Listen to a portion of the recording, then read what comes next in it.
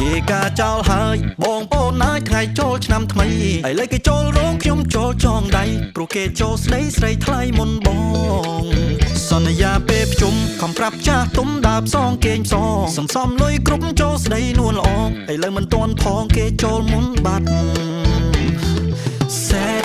បងសេតប៊ីឈឺចូលពេទ្យ Why you change your mind ត្រឹមពេលមួយផ្លែតមិនដឹងថាហេតុអ្វីទើបបង do like that